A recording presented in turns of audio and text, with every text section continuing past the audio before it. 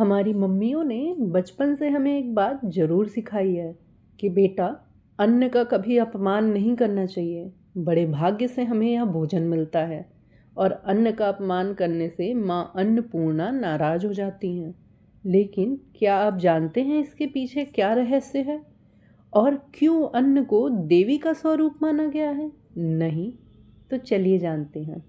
बहुत समय पहले जब भगवान शिव ध्यान में लीन थे, तब माँ पार्वती बड़े प्रेम से उनसे बोली, स्वामी, हमें कैलाश पे एक रसोई बनानी चाहिए।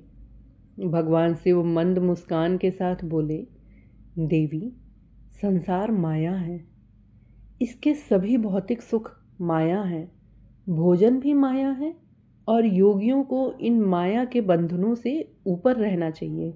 ये शब्द माता पार्वती के हृदय को पीड़ा दे गए, क्योंकि माता पार्वती स्वयं महामाया का स्वरूप है, वही प्रकृति है और अन्न उसी प्रकृति से उत्पन्न होता है।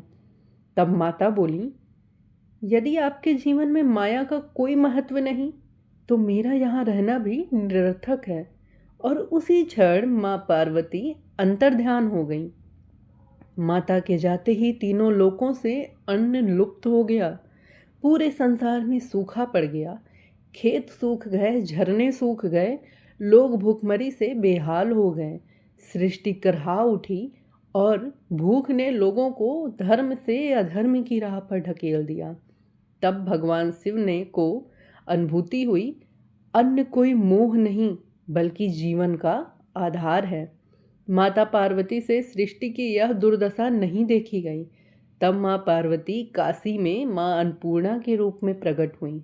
एक हाथ में स्वर्ण का घड़ा जिसमें कभी न समाप्त होने वाला अन्न था। माँ का यह स्वरूप करुणामयी, दिव्य और पालन करने वाला था। माँ काशी में निवास किया।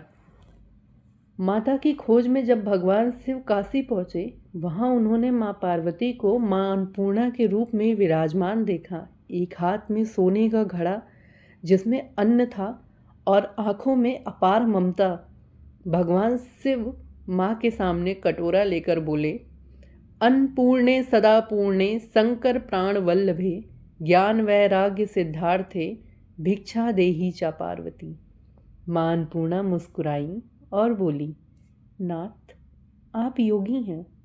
ध्यान और अध्यात्म आत्मा का पोषण होते हैं, पर जिस शरीर में आत्मा वास करती है उसका पोषण अन्न से ही होता है। और माँ ने 3 मुट्ठी अन्न तीनों लोकों के कल्याण हेतु भगवान शिव को प्रदान किया। यह थी माँ पार्वती और माँ अन्नपूर्णा की कहानी कि कैसे माँ पार्वती ने माँ अन्नपूर्णा का रूप दिया।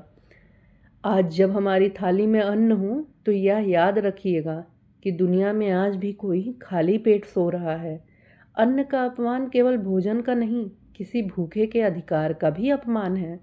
अन्न को सम्मान दीजिए, भोजन व्यर्थ ना कीजिए और जितना हो सके उतना बांटिए।